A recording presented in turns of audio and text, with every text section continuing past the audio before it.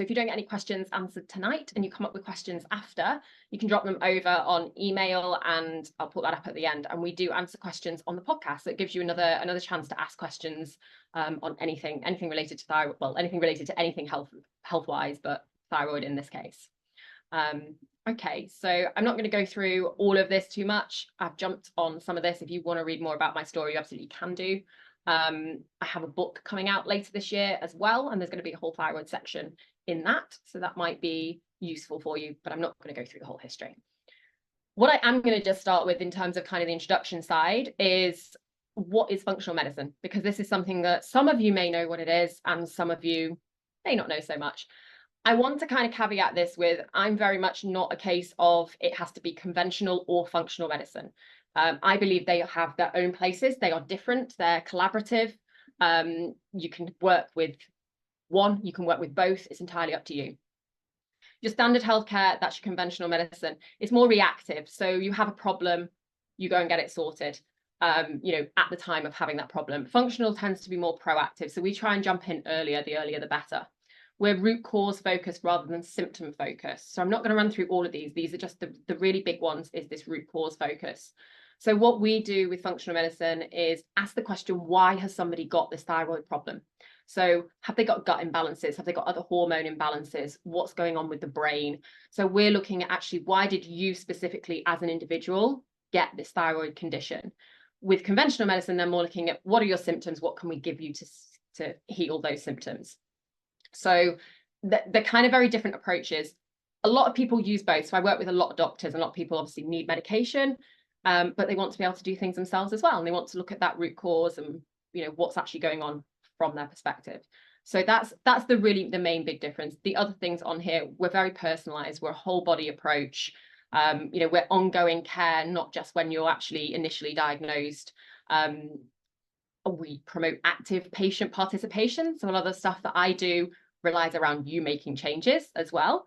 It's all that side of thing. It's very different. It can be used absolutely with conventional medicine. It's not a case of one is better than the other. It's what works for each individual. So that's a little bit about functional medicine. Some thyroid and autoimmune facts. Some of these you probably already know. 90% of hypothyroid cases are Hashimoto's. So if you don't know if you have Hashimoto's, but you have hypothyroid, I would 100% be getting that checked. Once you've got one autoimmune disease, the average is you'll get 5 over your lifetime. And I know this sounds really scary, and I don't say this to scare people. People always sort of say, oh my God, like that's such a scary thing, and it really freaks people out. I don't say this to scare people. I say this to push you to make changes now and look after your health for the future. Because it doesn't mean you will definitely get 5. If you look after the autoimmune side of things, you can prevent this from happening. So that's why it's really important to know. And it's not a scare factor. It's a get the knowledge, learn about your condition, learn about autoimmunity, and know what you can actively do to support yourself. So just looking at this kind of autoimmune picture with thyroid, the medication that you take for your thyroid works on your thyroid function. It doesn't work on the underlying autoimmune processes. So if you are just taking medication, you are working on your thyroid function, but you are not doing anything to support the autoimmune processes for your thyroid or for the whole of the rest of your body, because the autoimmune processes will be going on everywhere. So we really do, if you've just got hypo or hyper, some people with that can manage with just medication. I still recommend that you do the other stuff as well, but medication can be quite effective. If you have got Hashies or Graves and you're only doing medication, you really are missing one huge part of the picture. The other thing, particularly with Hashies, but with Graves as well, is, with all thyroid really as well, is we have different parts of the thyroid pathway. So the medication works on your brain. So it actually works on getting the thyroid, the TSH level working, getting the thyroid to produce the hormones. There's other parts of that function side that can go wrong.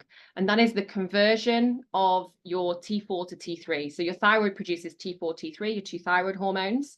The T4 needs to be converted to T3 because the T3 is the type that is used in your body. That conversion cannot be very good. The medication you take doesn't support that conversion, but there are nutrition things that we can do, and there are supplementation things that we can do to support that conversion. So if you're not seeing the results that you want with your medication, that can be another one of those stumbling blocks that can be stopping you from seeing those results.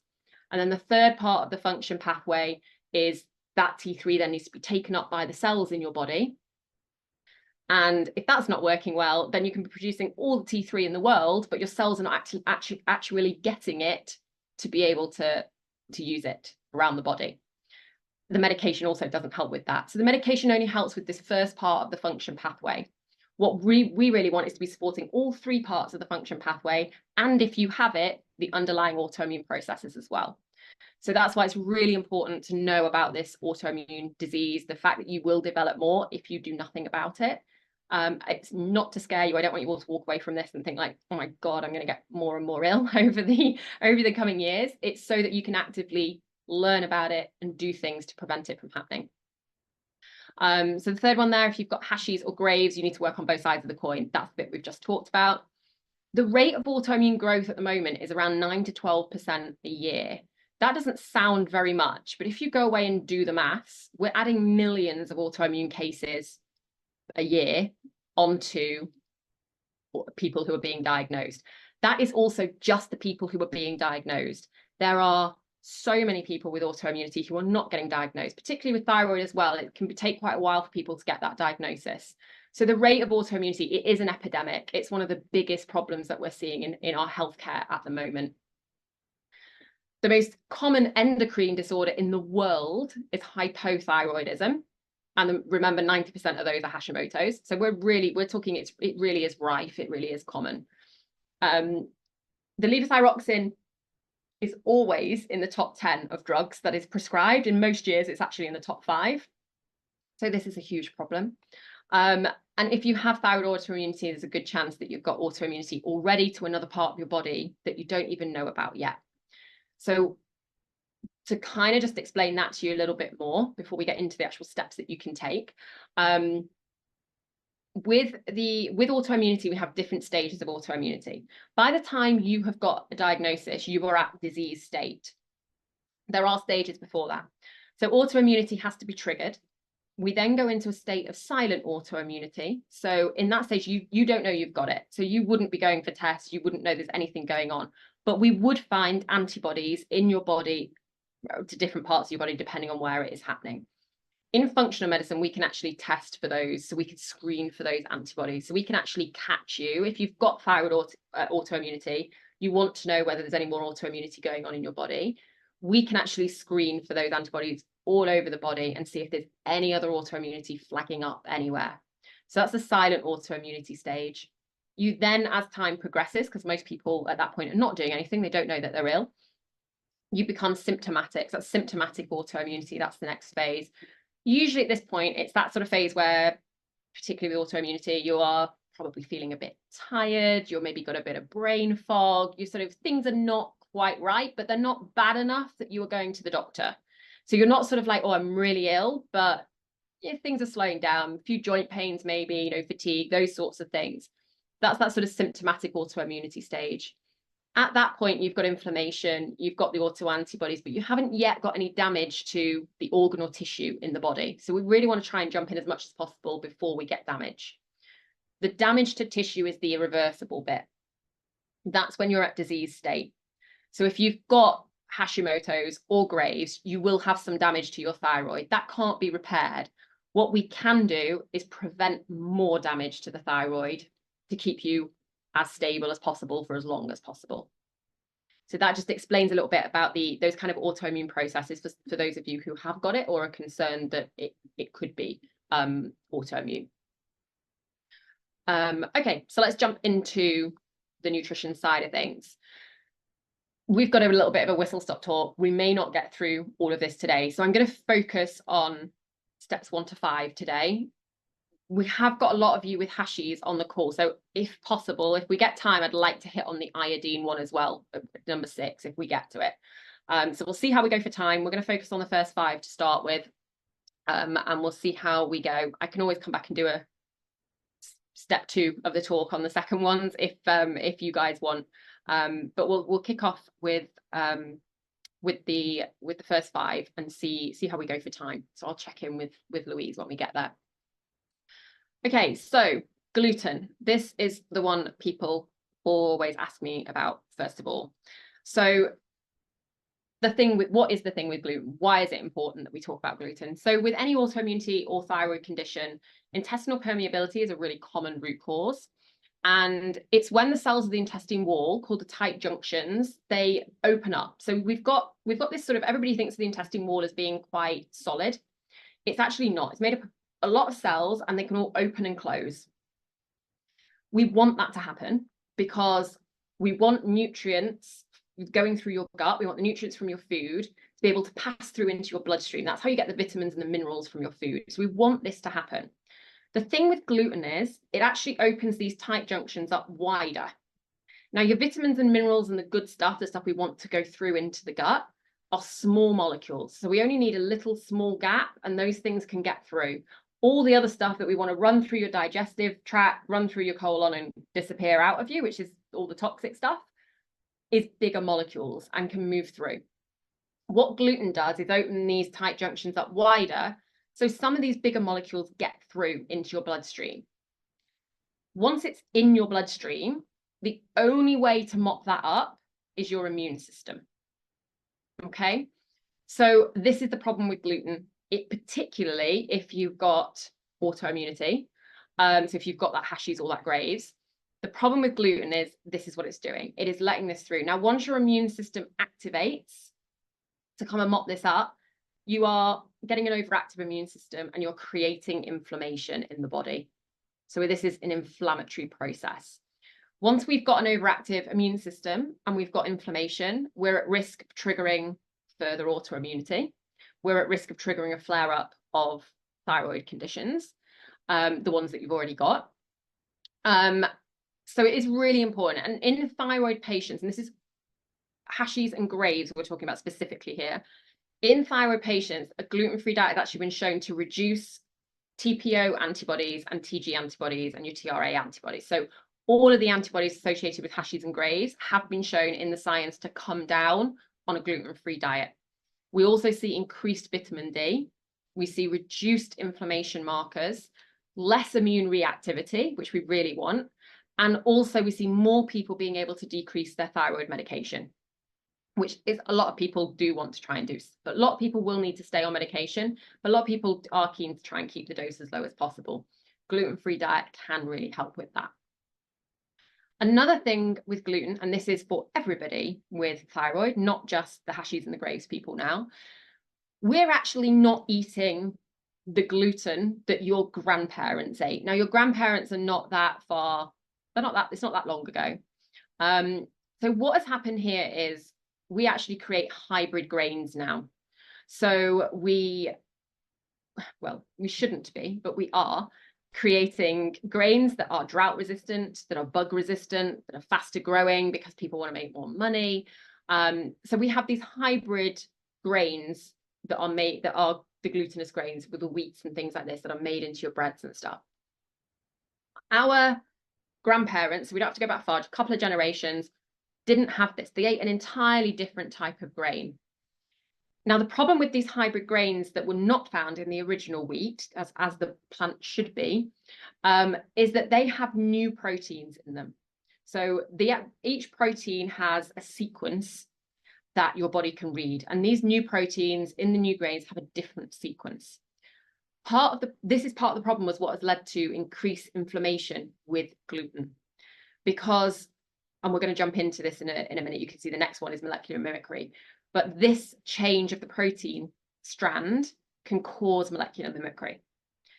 So molecular mimicry is when every time your body sees something that's come from the outside, so food, everything, not just necessarily bad stuff, anything from outside, your immune system memorizes its structure, specifically this protein structure. And it does that on purpose. We want it to do that because it actually protects you against any pathogens. So it will learn what those pathogens look like so that it can help you heal from them in the future. So this is a good thing. We want it to do this. The problem is, particularly with these new types of grains, this protein structure looks very similar to some of the tissues in our body. It looks very similar to some of our thyroid tissues. So this is the case for a lot of autoimmune diseases. It's very important for all thyroid conditions because the protein is similar to our thyroid tissue in a lot of these new grains, new wheats and grains. So it is really important. Any thyroid, really, we really want to be reducing gluten. This new type of grain is the reason why sometimes people go on holiday, and I don't know whether this has happened to any of you, but sometimes people go on holiday and they'll go to like Italy, where obviously they eat a lot of pasta, they eat a lot of pizzas. You know, it's that sort of diet. That's got a lot of gluten in it. And some people will come back and say, well, you know, I ate pasta and I was absolutely fine. So I'm pretty sure that I can eat pasta here while I'm at home. I'm sure I'm going to be fine. They carry on eating pasta here in England and they end up having a flare up. The reason for that is actually in Italy and France specifically, they still use a lot of the ancient grains. And that's why we see a difference in how people respond to gluten, sometimes abroad to sometimes here. So don't necessarily be fooled when you go on holiday and you're okay with gluten in Italy. Some people won't be. Some people just struggle with gluten everywhere. Some people will find that happens. So don't be kind of fooled that you'll be okay with all gluten, because in those countries, they still use a lot of these ancient grains. So this new hybridization of these grains that we are doing, we're messing with our food, and it's really not a good thing. It's really causing a lot of problems. The other problem with gluten, and this is getting a little bit kind of technical, but it is important, and there was a lot of you on here with Hashimoto's, and it is important for Hashimoto's patients.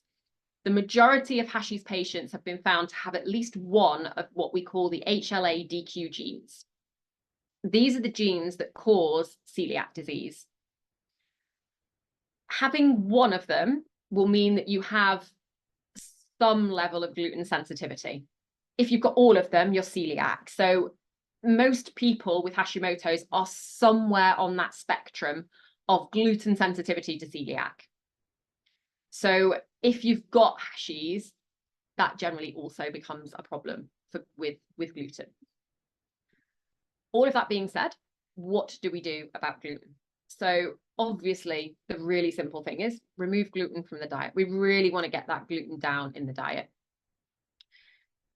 But there are other things that we can do. So healing that intestinal permeability. If we're not getting this happening, if this intestinal permeability where the gluten is opening up your intestine wall is not happening, then sometimes people can actually tolerate a little bit of gluten.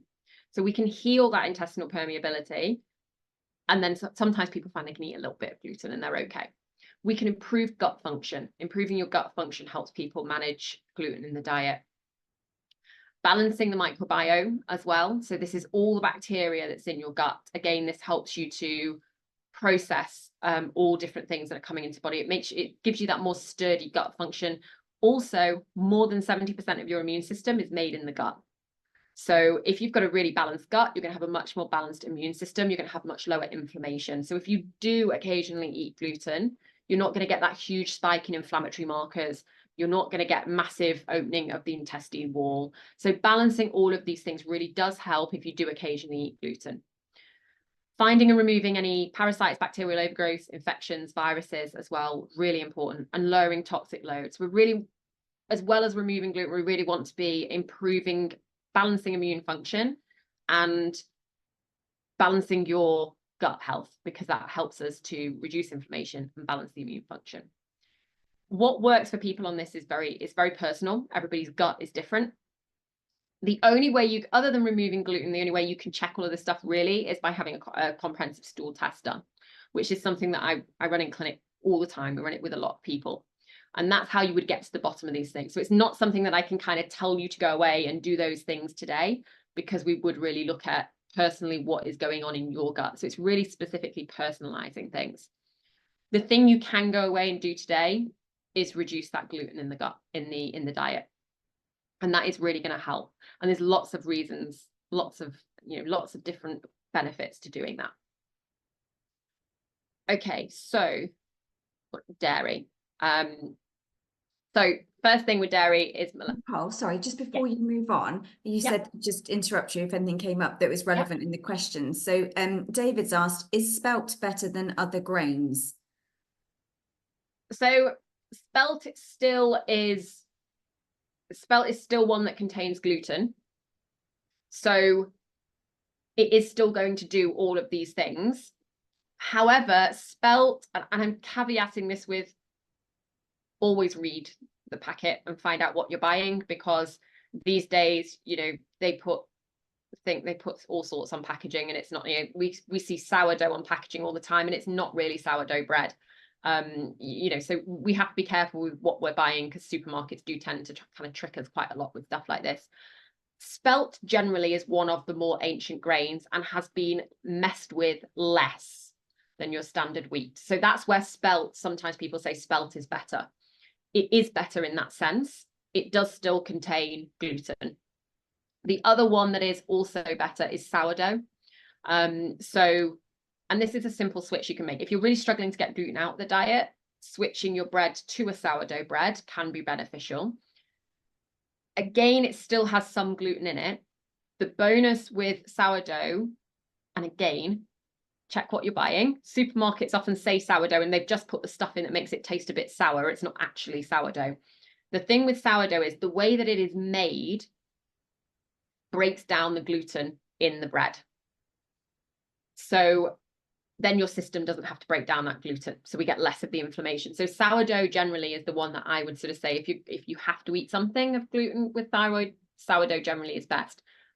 If you're going to buy it, I would highly recommend you go to a bakery to buy your sourdough, because a lot of the supermarket sourdough stuff is not actually sourdough. It tastes like sourdough, but it's not been made. It's left a lot longer, and they don't bother doing it because of the time. A lot of the bakeries still make sourdough the old traditional way of making sourdough, and that's what breaks down that gluten in the bread. So spelt, yes, can be a bit better because it's the ancient grain. Sourdough better because it breaks down the gluten, so your body doesn't have to do it. So there are two sort of choices. If you're really struggling to get gluten out of the diet fully, they're gonna be better to sort of switch to if you can want to take that sort of first step. Great, thank you. Okay. Okay, so dairy, we've touched on this a little bit. Again, dairy has this problem with molecular mimicry. So this is where we had this immune system that is reading these proteins within things and mistaking it for your own tissue. I'm not going to go into all the science of this because we'll be here for 2 hours just on the science of it. But there is something called casein in your dairy, and it has a very similar protein in it, again, for thyroid patients. So this is where dairy can be a problem. So there was a study that was done. It was in a journal. I think it was in Autoimmunity Reviews. It was about 2015. So not that long ago. It's relatively new. And it showed that molecular mimicry had an almost identical protein part of the protein structure between the casein in the dairy and a component within your thyroid gland. So when the immune system comes out to get rid of this casein and break down all of that, it's mistaking your thyroid gland, the same part of the protein, and it's breaking down that too. So we do need to be a little bit careful with dairy. We don't generally find that people need to entirely cut out dairy, but reducing the amount of dairy in the diet can be really beneficial. Studies have also shown that the lactose restriction can also help to reduce those TSH levels. So if you haven't managed to get your TSH levels balanced through medication, dairy might be one of those things that you want to look at to see whether that dairy restriction helps to bring those levels down. You do have to remember with any dietary changes, these things don't happen overnight. So you can't cut dairy out for 2 days and then retest your TSH. There's not going to be any difference. This is something that, you would maybe cut down on dairy for kind of 3 months and then test again and see whether that TSH has come down. So just remember that these, anything that is not popping a pill takes a lot longer to work. So we do need a little bit of time, particularly when we're looking for measured markers in blood, because those markers in blood don't just change overnight. We need to give it a little bit of time to see what's going on. So reducing dairy can really help with some people as well, particularly those who have got that stubborn TSH, which we do see in some people where they really struggle to get it down. Or if you want to try and reduce your medication dose, then you need to naturally try and bring those TSH levels down. Then reducing dairy can help, and then you might find that you can then start to sort of balance out your medication. So dairy, What do we do about it?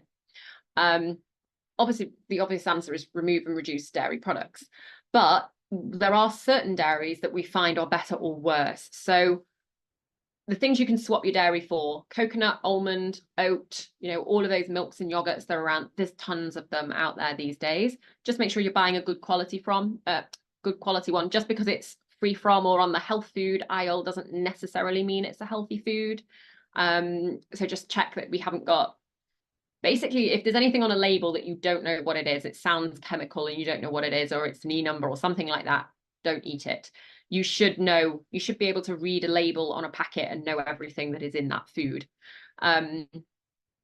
So lots of things that you can switch for: coconut, almond, or oat, soy as well. There's lots of different things with that. Cow's milk generally is the worst one that is tolerated, particularly in people with autoimmunity, but in people with thyroid as well. So some people choose to swap cow's milk for the other things, but can still manage to eat some dairy. So yogurt is generally better tolerated than the milks and creams. So it might be that for a lot of people, we cut cow's milk out and we swap you to an oat milk or an almond milk, but actually you can still have some yogurt. Goat's cheese, sheep's cheese, buffalo cheese, any of these sorts of, any that are not cow's milk essentially, but your fettas, your buffalo mozzarellas, goat's cheese, these sorts of things, again, generally better tolerated than the cow's cheese. Caveating all of that with the fact that everybody is different, everybody is personal. So trial and error is what this comes down to. Seeing how you feel on the different ones. A lot of people, when I'm working with my thyroid patients, what a lot of people choose to do is cut cow's milk out entirely to start with, and they just stick with either the free from alternatives and some of the sort of goat's cheese, sheep's cheese, buffalo, and see how they feel, see how they go on that as a starting point. So that can be a good way of kind of cutting back and reducing the dairy without having to go entirely dairy free. So I think that's everything on dairy. Yeah, cow's milk generally the worst tolerated. Sometimes you can still, the reason for being able to tolerate yogurt actually is because of the way it's made and the probiotics in it. So it generally makes it, you tolerate it better. So that's the reason for that. Yeah, so that's dairy. If you can reduce dairy and do some of those swaps, that can be really beneficial for you as well. There's a couple on dairy, if you want me to ask them now, Nicole. Yeah, go for it. Are eggs considered dairy? No. Okay. Eggs often get lumped in with dairy, but we don't class eggs as dairy I don't class eggs as a nutritional therapist. We don't class eggs as dairy generally at all. But for this specifically, no, we're not talking about eggs. We're talking more about the cow's milk side of things. Yeah. Someone asked if goat's kefir is okay, but I think you've kind of covered that in what you've said. A comment on here that lactose is a sugar, not a protein. What is the lactose doing that's a problem? Yeah, so it's generally how it is, how the gut responds to it. So a lot of this is linked to your gut health. So in the same way that the gluten is linked to the opening up of the tight junctions, lactose generally impacts your gut health in people with autoimmunity. And more than 70% of your immune system is within your gut. So what we tend to find is that people with the lactose, so the molecular mimicry is with the casein, not the lactose. So that's this protein structure side of things. With the lactose, what we tend to find is that, and sometimes what we find with people is that if we really heal the gut, and it's why I do a gut test with everybody that I work with, anybody that works with me one-to-one gets a gut test, is because if we do heal the gut, sometimes people can actually tolerate more lactose. Casein's still probably going to cause a bit of a problem, which is why cow's milk can be a problem. But the lactose, generally, people can train their body to be able to tolerate more of it by healing the gut. And that's to do with the immune function in the gut. So when we do the gut testing, we actually, part of that gut testing, a lot of people think gut testing is sort of the stuff you get from the doctors, where you get kind of like 4 markers of, have you got, an H. pylori infection or something like that. And it's just sort of 4 markers that you get. The gut testing that we do is like a 21-page report. It looks at every bacteria in your gut. So we get a full microbiome profile. It looks at how you're digesting food. It looks at your immune function. It looks at your inflammation. It looks at the biochemistry within the gut. So all of these things, it's a huge report. It's far more detailed than anything you could get with the NHS or even with private conventional medicine. So the lactose generally is the impact on the gut. And if we heal the gut and work on that, then generally people can tolerate a bit more dairy than they can if they haven't worked on the gut. Okay, and then just the final one was about what about ensuring long chain omega-3s? Most plant milks are not fortified with the added vitamins you need. Yeah, you can get them where they are fortified. If you are eating a healthy diet, and one of the things on here is diversity, which I'm going to jump to in a moment. If you are eating a healthy diet, you should get all of your nutrients within your diet. So you don't necessarily need to get them from dairy. A lot of them now are fortified, so you can get them fortified. A lot of the time they say they're fortified with vitamin D and things like that. In all honesty, for the amount of things like vitamin D that you actually need in autoimmune or in thyroid, you're not going to get enough. You're going to have to drink tons of milk to get enough of it from the food product. So generally most people end up supplementing with vitamin D if they've got autoimmunity. So this is not thyroid, this is the autoimmune thyroid side of things. Generally we end up supplementing with vitamin D anyway. But if you're eating a healthy diet, you should be able to get all of those nutrients in without needing to get them from milk. And that goes for calcium as well, which I know is not sort of one of those vitamins, but a lot of people ask about calcium with reducing dairy. You should be able to get enough calcium from your diet without needing to eat or drink cow's milk. Thank you. That's it. Okay, good. Okay, so that's dairy. Anti-inflammatory foods. So we've kind of already touched on inflammation. Chronic inflammation is a major problem. It can significantly worsen your thyroid symptoms. It can exacerbate the autoimmune responses. For individuals with thyroid issues, that unchecked inflammation can really lead to increased thyroid hormone resistance. It can further disrupt your metabolism. So things like blood sugar and all of this sort of things can become, the cardiometabolic stuff can become a problem. It can impact hormone regulation. Thyroid is all about hormones. It's part of that endocrine system. They're all interlinked: thyroid, adrenal, sex hormones. When we look at the whole body, we're looking at your entire endocrine picture, not just the thyroid hormones. And inflammation impacts all of those. Also, autoimmune thyroid disorders like your Hashimoto's, your Graves', inflammation triggers the immune system to become more active, and that can cause further attacks on the thyroid gland. So it's perpetuating this kind of cycle of damage and dysfunction if we're in this inflammatory state. The way to get into this anti-inflammatory state is to eat anti-inflammatory foods. So what can we do with anti-inflammatory foods? So the first thing, herbs. Herbs are amazing for anti-inflammatory processes. Ideally, we aim for 2 portions per meal per day. Sounds like a lot. It's probably more than a lot of you are eating. And use lots of different varieties of herbs. So don't just stick to having one in the fridge. Try and use as many as you can. Flaxseed. So 2 tablespoons of ground flaxseed a day. Really good, great for gut health as well. So this is really one of the really good supportive gut health things. Helps increase that fiber intake, really anti-inflammatory. It's great for supporting energy and immune function. So that's another one that you can do for anti-inflammatory foods. Healthy fats. So 2 to 3 oily fish a week. If you don't eat oily fish, you should be taking an omega supplement, particularly if you've got thyroid or autoimmunity. You can get oily fats as well from your nuts, seeds, avocado, eggs, olives, all those sorts of food, olive oil, things like that. But ideally 2 to 3 oily fish a week. So that's different things that you can do. Then we have lots of different nutrients within foods, and we're going to get to this a little bit more when we do the diversity in a second. But certain things, so the pterostilbene, this is basically from blueberries. So basically eat as many blueberries as you can. Obviously, we don't want too much fruit in the diet because we don't want to increase the sugar. So don't just go start eating packets and packets of them. But ideally, if you can get, a handful of blueberries in, a day, that's going to be really beneficial. Curcumin is the active ingredient in turmeric. So getting turmeric into your cooking, having turmeric lattes, things like that is going to be beneficial. Quercetin is found in apples. It's found in your dark colored berries. It's found in broccoli, cauliflower, cabbage, olive oil, capers, onions. So lots of different foods you can get your quercetin from. The carotenoids and flavonoids found in the dark leafy greens is the most common one. So your things like your kale, your spinach, your bok choy, watercress, broccolis, chard, all those dark green vegetables. Think about those for that one.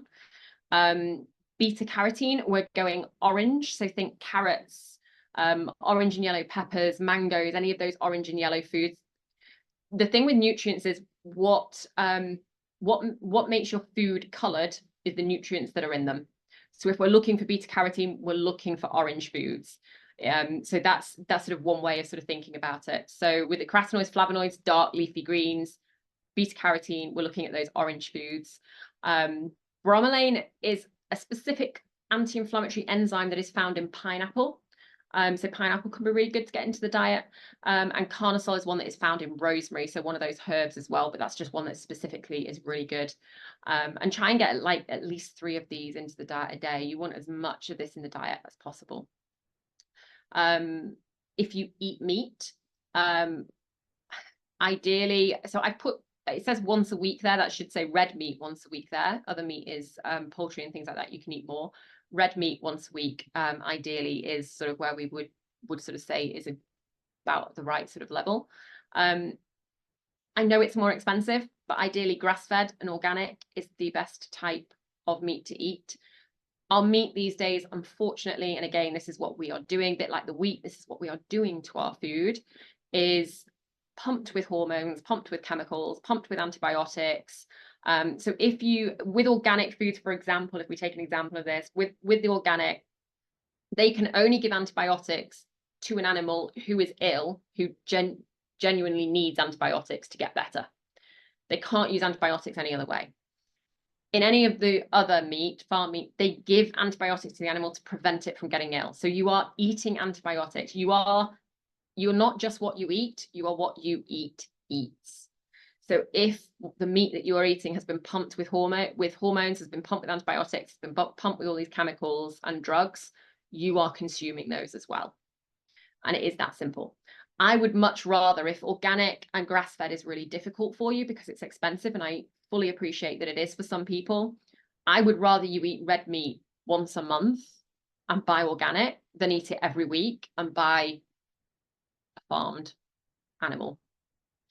Because we really want to cut down on those chemicals and antibiotics and things within the diet, because they're just hugely inflammatory. Apart from all the toxins and other things, are the problems, the impact on the gut health and everything else that we have with all of that, they are hugely inflammatory. And then another one that you can do, just nice and easy, anti-inflammatory teas, 2 or 3 cups of these a day.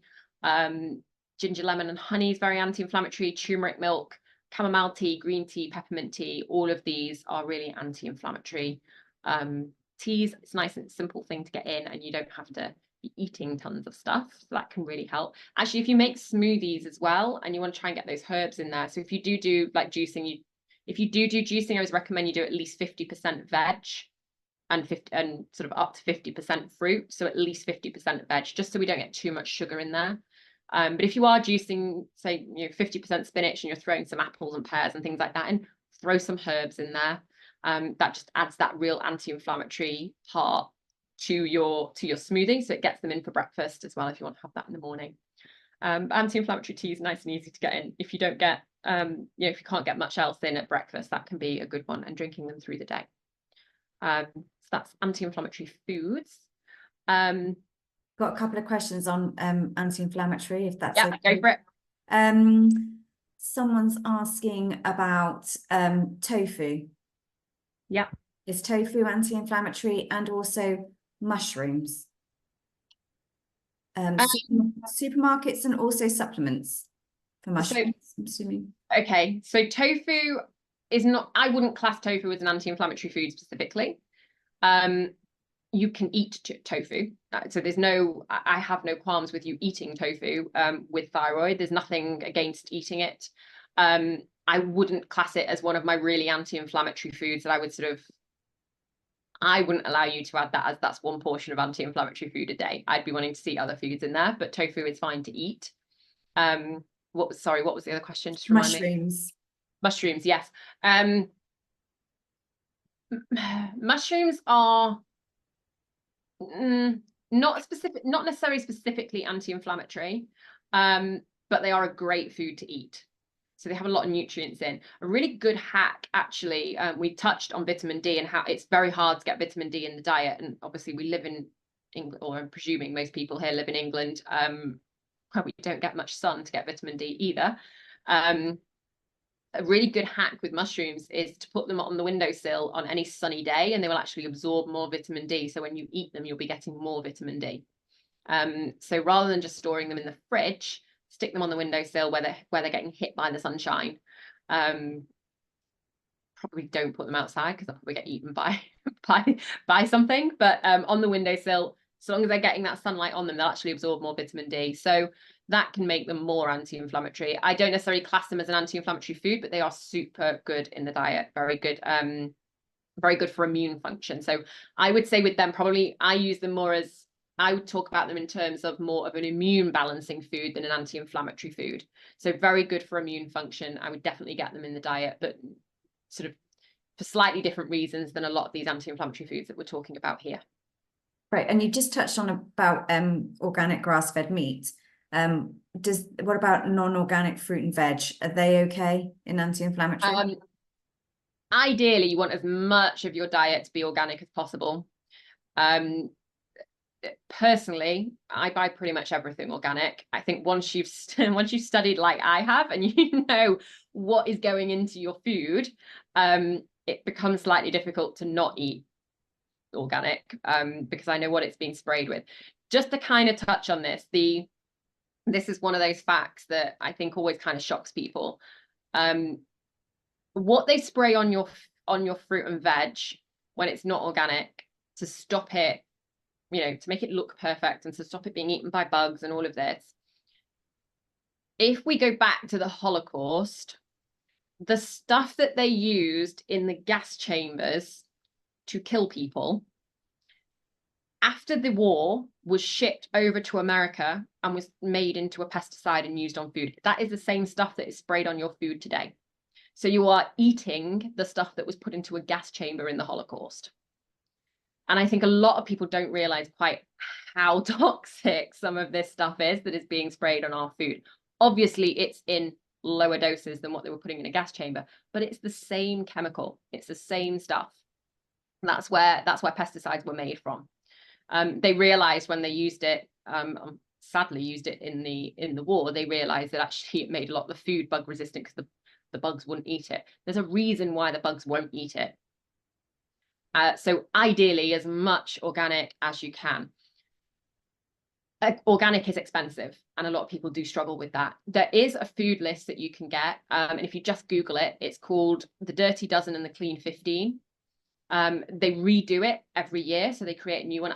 I can get the website. I think it's EWG, the website. Might be ewg.org, maybe something like that. But if you just Google it, Dirty Dozen and Clean 15, they produce a new list every single year. I think they've just done it actually, probably about February, I think it gets done. And what they do is look at how the crops have grown this year and everything like that. So they assess everything, they reassess everything, and they produce a list of the dirtiest 12 foods. So which ones actually have absorbed most of are taking up a lot of the pesticides. Buy those organic. If you buy nothing else organic, buy the Dirty Dozen organic. The Clean 15 are the ones that absorb the least amount of the pesticides. So if you're not buying those organic, that's not the end of the world. But definitely the Dirty Dozen. If you don't do anything else, buy the Dirty Dozen. Buy the Dirty Dozen as organic, because that's going to be, if you can buy everything organic, fantastic. But obviously it's not possible for everybody, and I appreciate that not everybody can do it. So the clean 15, dirty doesn't. I'm just going to see if I can just get the website for you. Okay, just I'm doing that. I think this is ewg.org. Okay, I'll share that in the chat. It's on there, and I'll type it in the chat if you want. I'll type the full one. Go on with the next. Is there another question? Yeah, no, it's just going back to the comment around the mushrooms. This is a little bit scientific, I think. So you're probably best to answer this. It says, are you sure mushrooms absorb vitamin D? That implies that sunlight contains vitamin D. Do you mean synthesizes more vitamin D?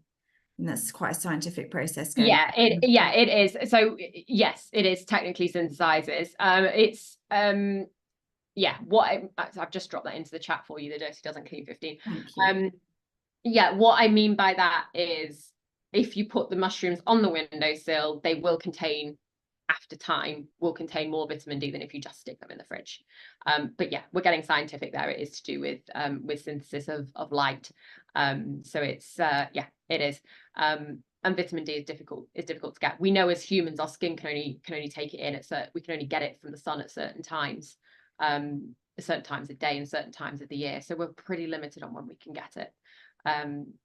And that does apply to the putting the mushrooms on the windowsill as well. But between April and September, generally that works. It won't work through the winter, but we generally don't get any sun in the UK through the winter anyway, so it's not so much of a problem. Okay, thanks, Nicole. Okay. Okay, good. So diversity. This is probably one of the biggest problems that I see in people that come to me. One thing that I find in thyroid patients and in autoimmune patients is thyroid patients specifically generally have a less diverse microbiome than the average person. Your microbiome is all this bacteria in your gut, and you are more bacteria than you are human. I think it's about 2.5 times more bacteria than you are human. It's something like that. I can't remember quite the figures, but you're far more bacteria than you are human. So making sure that the bacteria in your body is healthy and is well balanced is really important. Thyroid patients generally, and this is a general rule, this won't apply to absolutely everybody, but generally have a less diverse microbiome. It's really important that we have a diverse microbiome for your immune health, for your gut health, for your immune function, energy levels, thyroid health. There's so many reasons to have it. It's also really important in autoimmunity. So if your thyroid condition is autoimmune, diversity is also really important. Again, that's this inflammation and immune health, balancing the immune health, bringing the inflammation down. One thing that I tend to see in people is they get a diagnosis, particularly with the autoimmune. This is probably worse in the autoimmune patients than it is solely in the hypo or hyperthyroid patients, is that we find out that we've got this condition. We really want to help ourselves. We generally go on Google and start looking at diets and things like that. And what I tend to find is that people have removed foods from the diet. Now, I know we've talked about removing gluten, but this is the part where we're putting as much food back in as we can.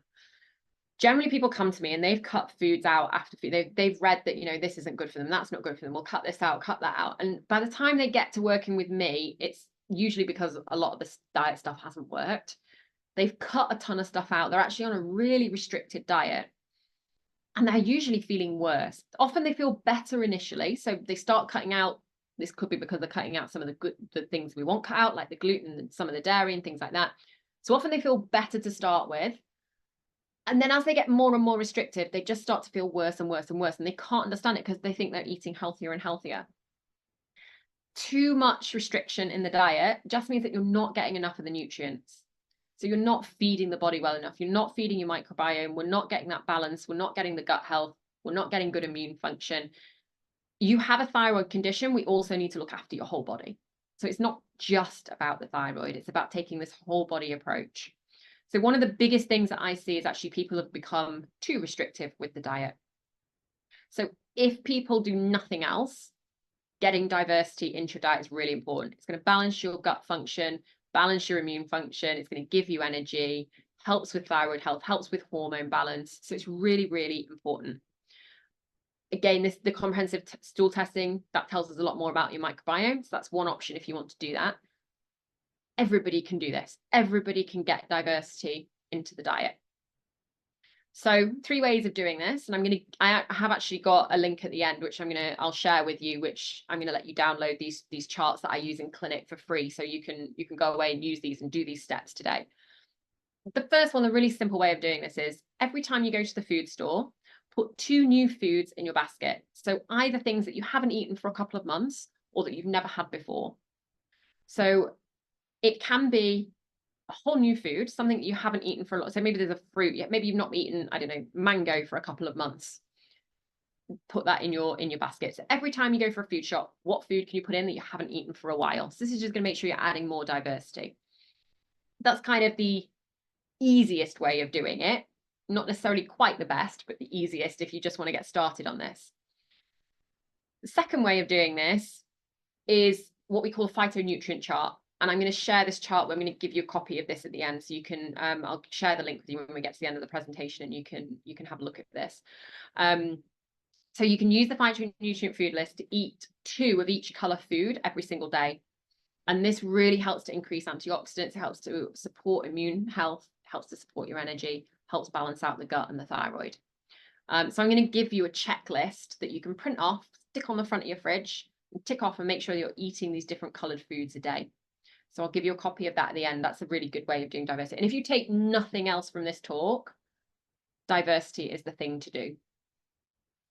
The other one that we use is 50 foods. And I'm going to give you the 50 foods chart as well. So we've got space for you to write 50 foods on this chart every single week.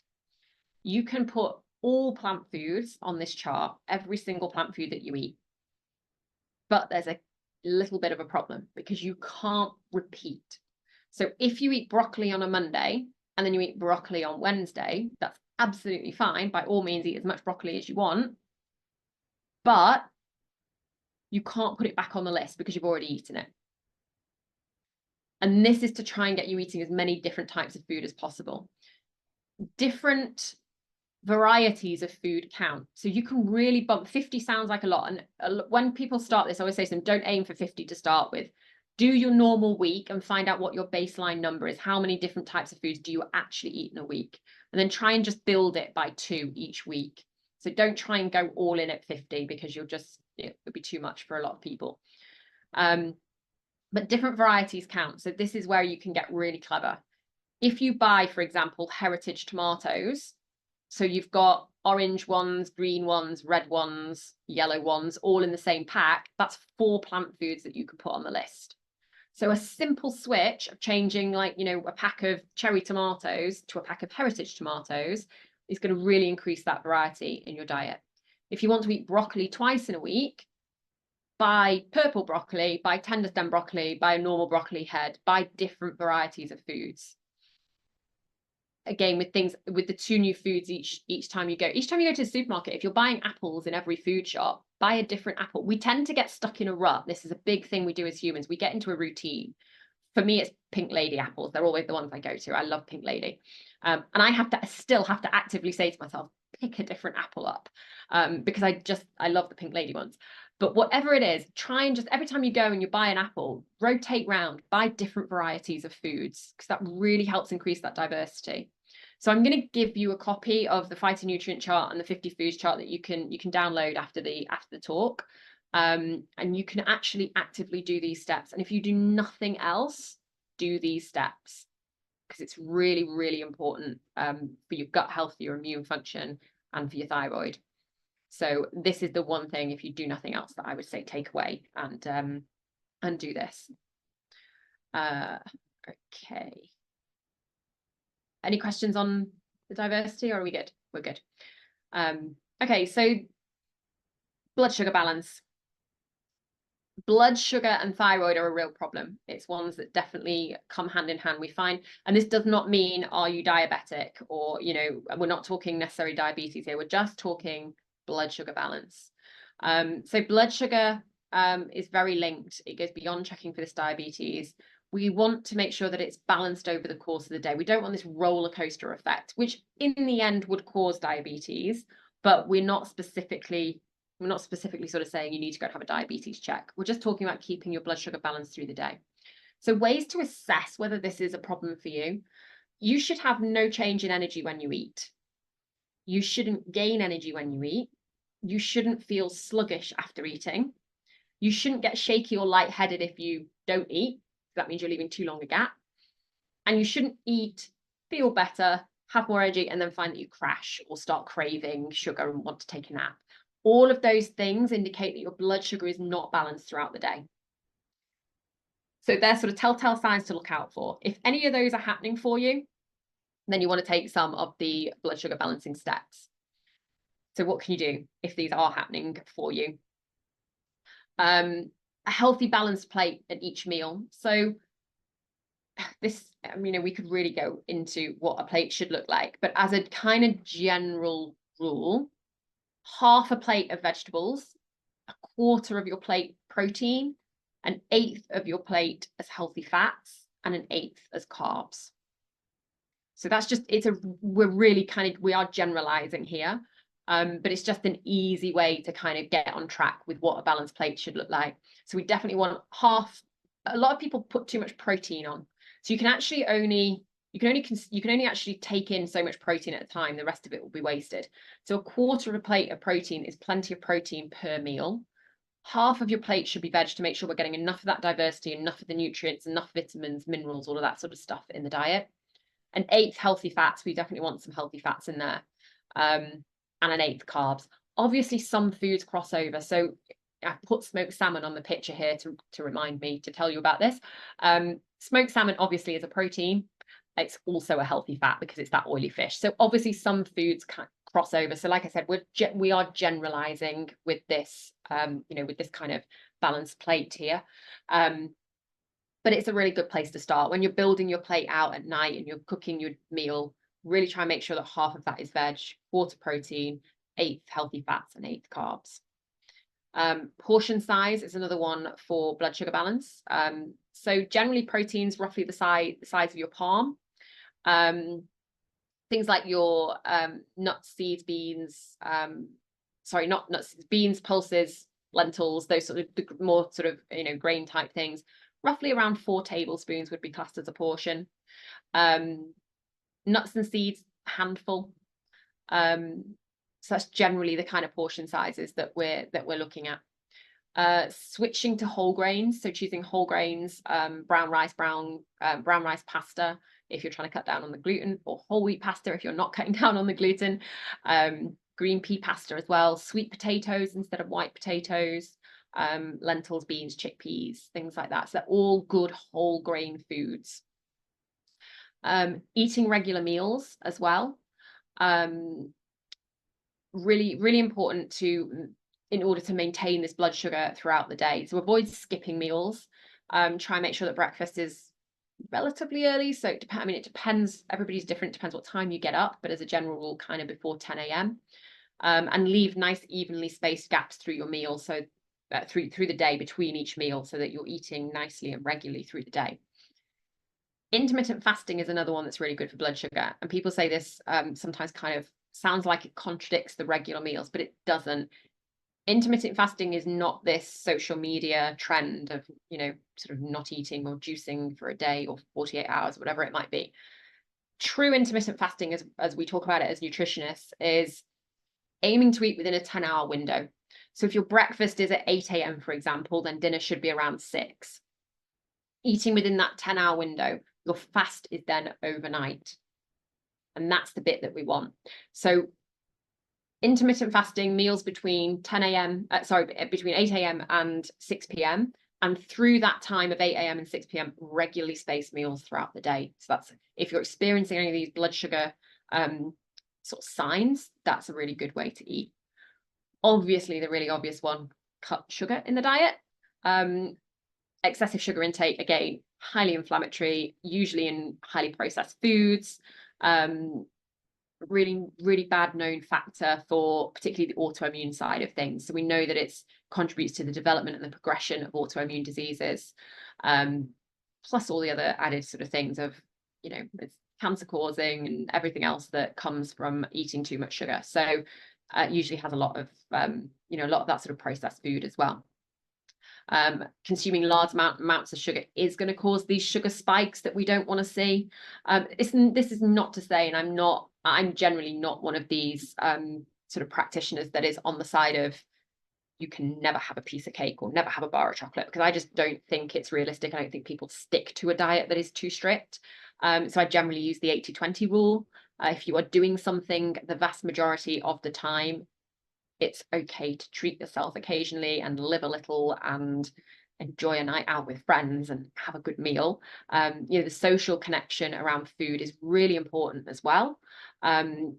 We get a lot from socializing with friends, going out for meals, and that social connection is really good for stress, and stress is really bad for autoimmunity. So we have to balance everything out. So generally 80-20 rule. If you can cut things down and get 80% of the sugar out of your diet, you're doing really, really well. The other one, fruit, obviously does have a sugar in it, different type of sugar. So it doesn't spike your blood sugar as much as the sucrose, the white sugar. But if you are having blood sugar problems, you can avoid eating fruit alone. So eat it or as a juice. Eat it either right before a meal or right after a meal. It can also help as well if you do get sort of bloating or reflux, things like that with fruit. That can also help if you eat your fruit with a meal. So all of those can be really beneficial if blood sugar is a problem for you. So time check, I know we're over time. Have we got any more questions on blood sugar? Yeah, I've just got one in relation to blood sugar, which is what would you recommend for blood sugars for athletic performance, e.g. endurance sports, marathon running? It's very typical to up high carb gels. If a runner knows they're going to deplete their I don't know if I've read that wrong, glycemic, yeah.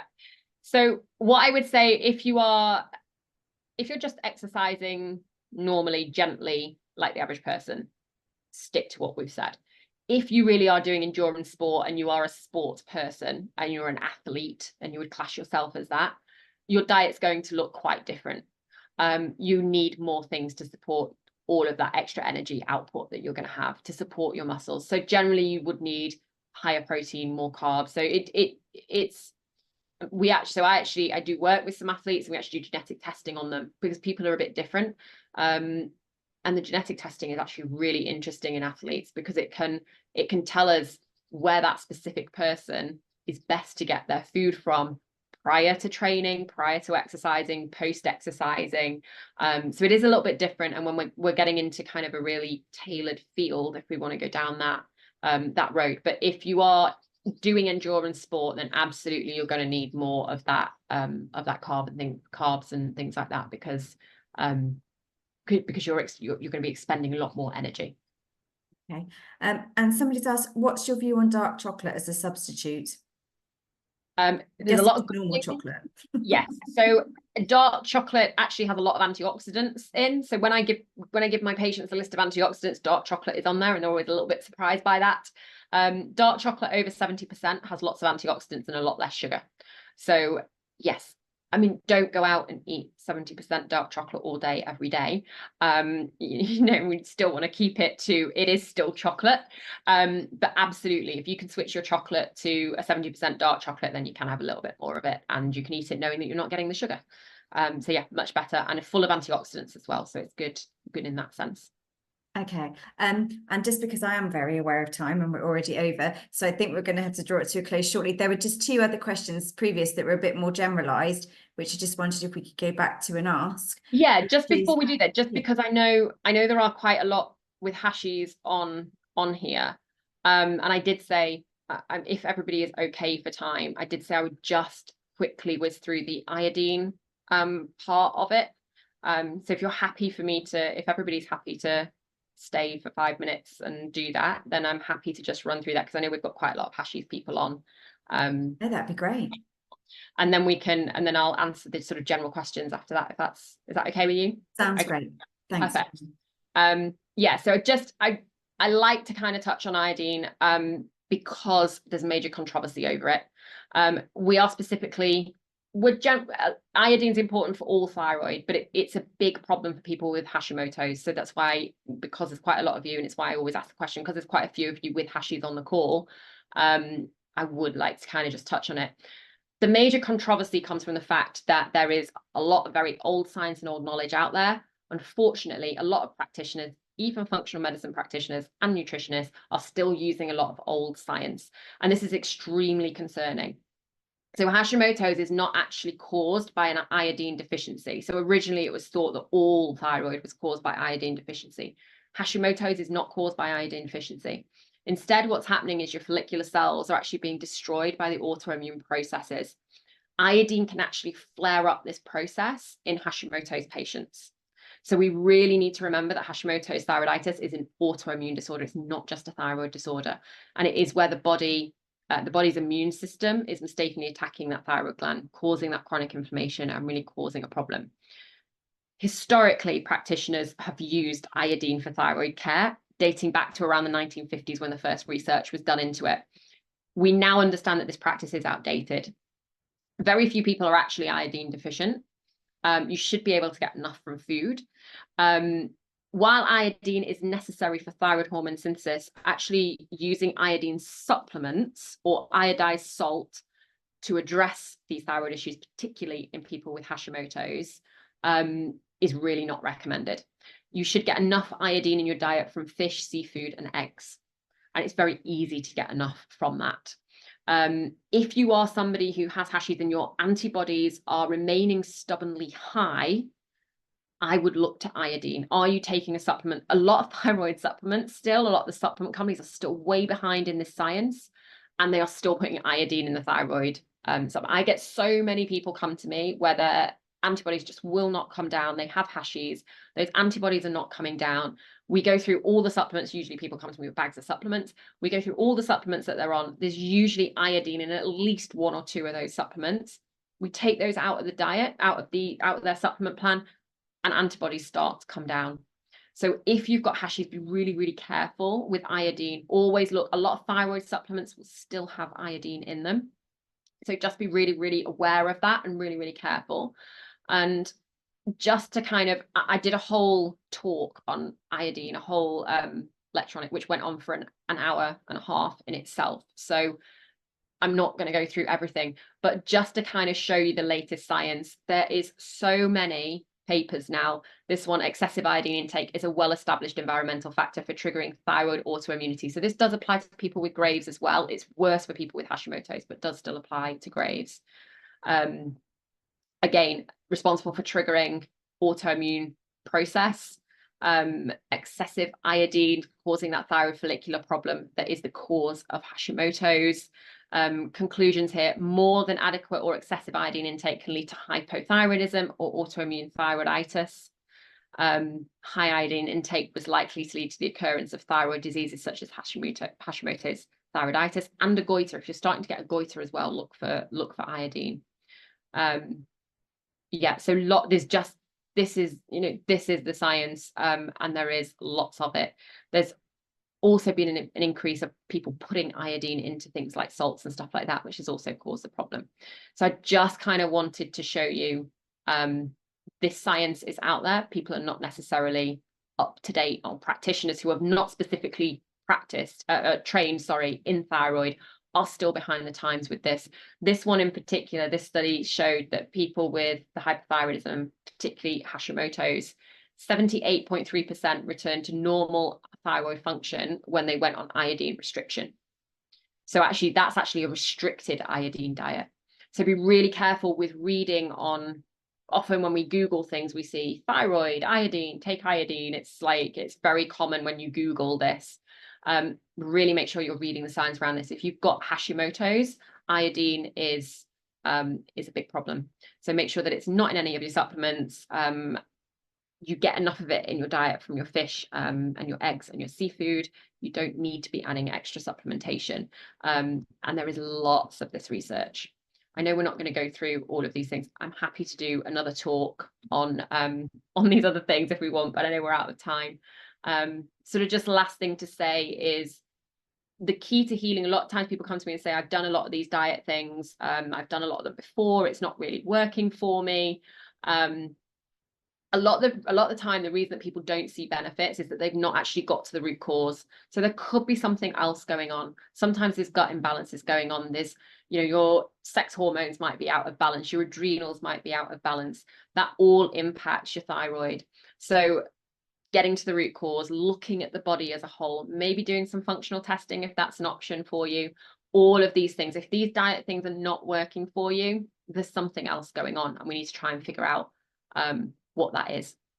Yeah, free access to those. So I will, I can drop that into the chat actually. I'll do that now so I don't forget. So this is for the diversity handouts for you if you want to go and download those. The chat, that's in the chat now. Also, I do have some nutrition plans on the website, and I am happy to give you guys 15% off those. And I will also give, from my side of it, 15% to the Thyroid Trust as well. So we'll donate to the Thyroid Trust with that as well. There's lots of nutrition plans on there. There is a gluten and dairy free one if you really are struggling with going gluten and dairy free. There's a sugar free one if you're struggling with going sugar free. The Autoimmune one is specifically for energy and immune balance. So that's a lot heavily for people with thyroid. So there's lots of things on there, lots of nutrition plans. I'll put the link up for those in the chat. But if you use that code TRUST15, it will give you guys 15% off, and I'll give 15% of any of those sales to the Thyroid Trust as well. So we'll donate back to the charity for you with that as well. Thank you, Nicole. Just when you talked about iodine, just briefly, and I know you said you can get most of it from your diet if you eat fish and eggs. What about anyone that is vegan? So vegan, it's harder to get it from, but even if you're vegan with Hashimoto's, you don't supplement with iodine. Okay, specifically, we're talking here for the autoimmune. So Graves, yes, but Hashimoto's very much so. Very, very careful with iodine. Okay. That led to one of the comments that came through a bit earlier, which was based on some of your statements. You're implying that they thought that you were implying that you didn't feel that a vegan diet is healthy? ? No, absolutely not. I'm very much a practitioner who will say any diet can be healthy and any diet can be unhealthy.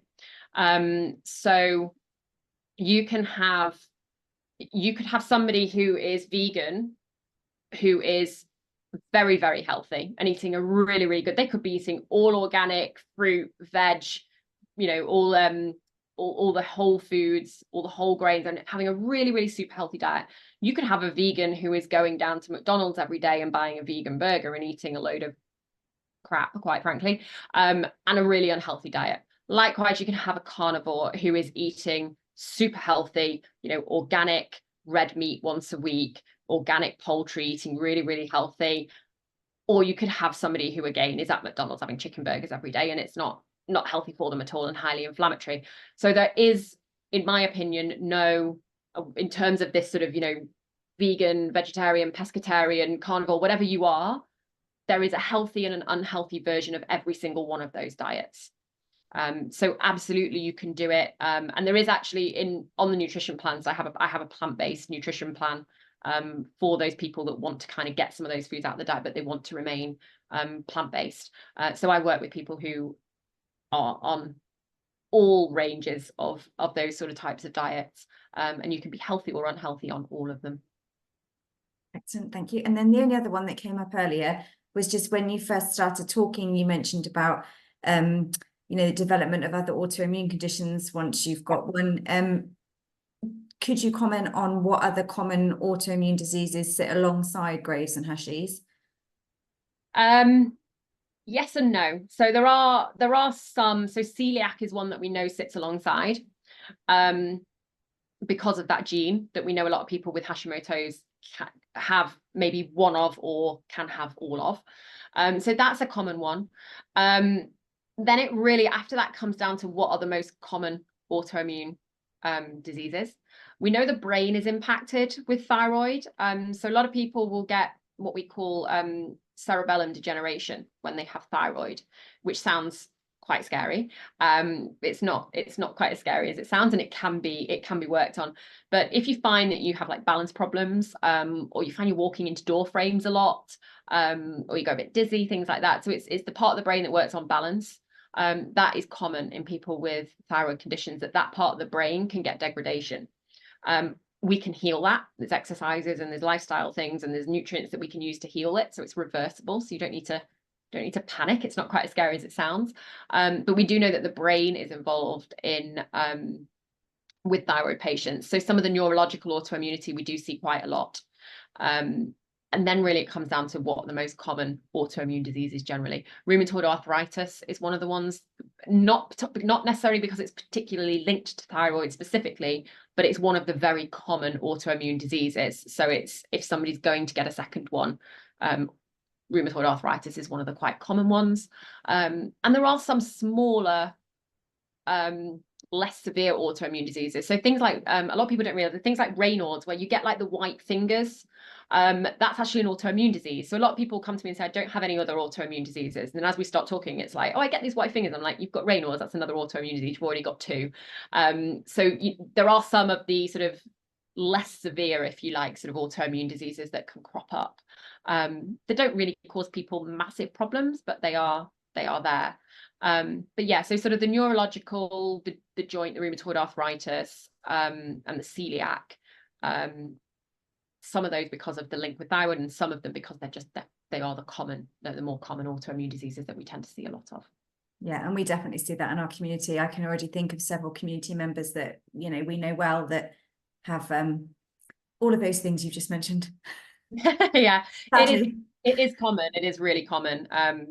It's quite, I work a lot in clinic with people who do have the multiple autoimmune, and a lot of reason for that is that by the time they get to, because functional medicine is maybe not as known in the UK as it is in the USA, by the time people get to me, it's usually because they're at the wit's end, because they are collecting autoimmune diseases and they've really got where they don't know what else to do, so they've looked for alternatives.